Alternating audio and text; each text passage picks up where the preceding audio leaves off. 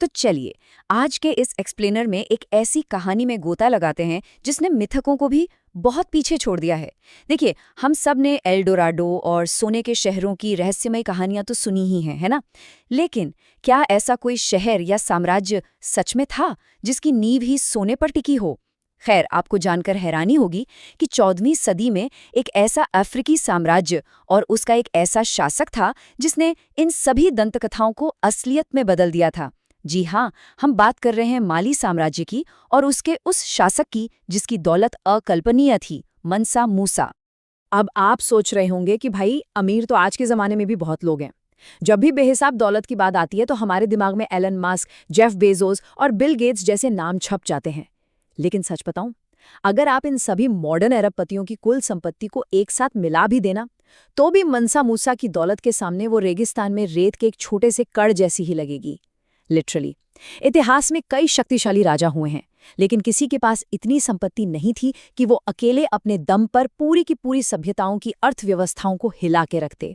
लेकिन सवाल ये उठता है कि एक अफ्रीकी साम्राज्य के पास इतनी अकूत संपत्ति आखिर आई कहाँ से? इस पूरी कहानी की शुरुआत होती है एक बहुत बड़े ऐतिहासिक रहस्य से। स्क्रीन पर आपको जो 2000 का नंबर दिख रहा है, ये कोई मामूली आंकड़ा नहीं है। दरअसल ये उन 2000 गायब हुए समुद्री जहाज़ों की संख्या है जिनकी वजह से मंसा मूसा को अचानक माली के सिंहासन पर बैठने का मौका मिल गया। अगर ये रहस्यमयी घटना नहीं घटती तो शायद दुनिया को इतिहास का सबसे अमीर इंसान कभी देखने को ही नहीं मिलता। इस मिस्ट्री को समझने के लिए हमें थोड़ा पीछे 1312 के आसपास जाना होगा। उस समय माली साम्राज्य के राजा थे अबू बकर द्वितीय। उन्हें अटलांटिक महासागर के पार एक नई दुनिया खोजने का ना एक गजब का जुनून सवार था। शुरुआत में उन्होंने 200 जहाज़ों का एक बेड़ा भेजा। कई सालों बाद सिर्फ एक जहाज लौट कर आया और उस पर जो डरे हुए लोग थे उन्होंने बताया कि समंदर की गहराइयों में किसी भयानक दानव ने बाकी सभी जहाज़ों को निगल लिया है। अब कोई और होता तो डर जाता, लेकिन अबू बकर वो और भी एक्साइटेड हो गए। उन्हें लगा कि समंदर के उस पार पक्का कोई बेहद समृद्ध राज्य है, तो उन्होंने खुद 2000 जहाज़ों का नेतृत्व किया, अपने मंत्री मंसा मूसा को सत्ता सौंपी और समंदर में उतर गए। वो विशाल बेड़ा कभी लौटकर नहीं आया और बस ऐसे मंसा मूसा माली के स्थायी सम्राट बन गए। अब देखिए, अबू बकर के जाने के बाद मंसा मूसा को विरासत में कोई छोटा मोटा राज्य नहीं मिला था। पश्चिमी अफ्रीका में फैला ये माली साम्राज्य सच में विशालकाय था। मतलब नाइजर नदी से लेकर पूरे सहारा रेगिस्तान तक इसकी सीमाएं फैली थीं। ये लगभग 5 लाख वर्ग मील का एरिया था।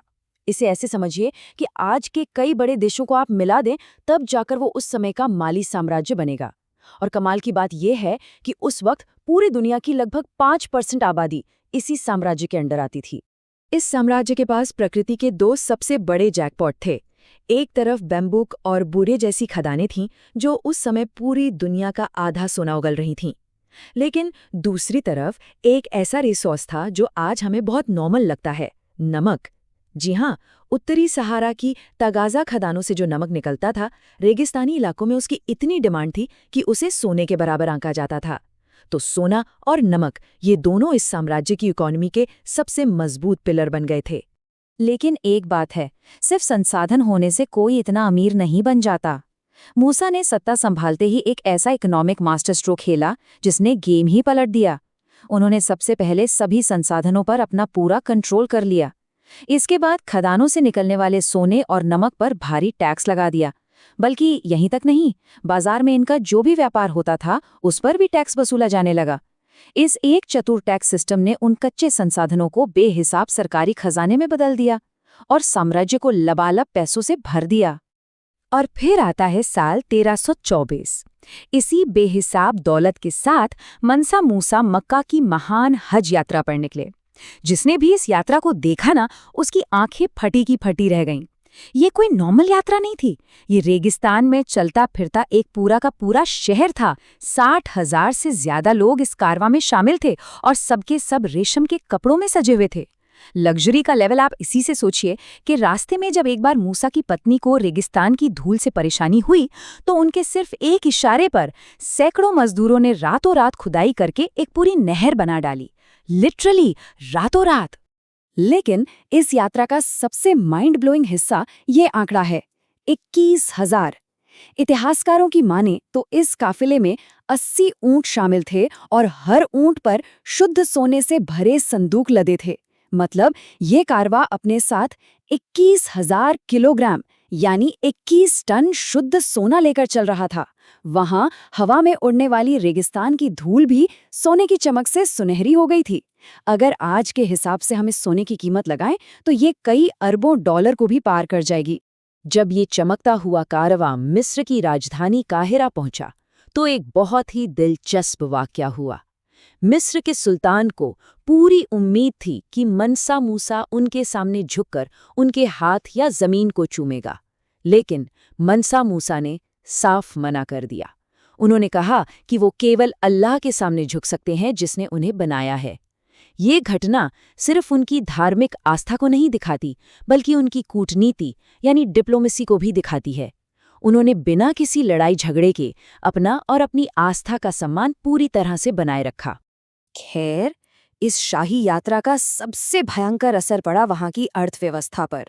मनसा मूसा इतने दरियादिल थे कि रास्ते में गरीबों और सैनिकों को उन्होंने दिल खोलकर सोना बांटा। अब अचानक से आम लोगों के पास इतना सोना आ गया कि बाजार में सोने की बाढ़ सी आ गई, और अर्थशास्त्र में इसका जो नतीजा होता है उसे हाइपर इन्फ्लेशन कहते हैं। सोने की वैल्यू एकदम से गिर गई और चीजों के दाम आसमान छूने लगे। मूसा की इस बेतहाशा दरियादिली ने अनजाने में ही पूरे मध्य पूर्व को 10 साल लंबे एक भयंकर आर्थिक संकट में धकेल दिया। सोचिए, उनका दान करना भी इकोनॉमी क्रैश कर गया।